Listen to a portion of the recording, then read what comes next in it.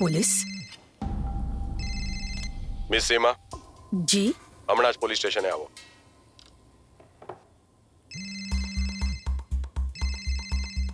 ઉભા રહો, નહીં તો ઘરે આવી જઈશું. હા, કેમ પણ હું? એકલા બીજા રૂમમાં જાઓ.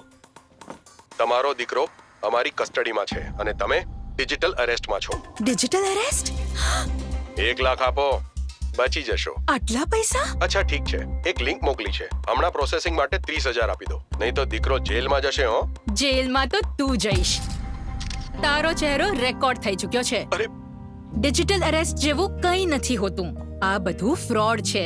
એટલે પેનિક ના કરો. પોલીસ, બેંક, આરબીઆઈ વગેરેના નામથી આવનારા સાયબર અપરાધીઓના ફોન કે વિડિયો કોલથી સાવધાન રહો.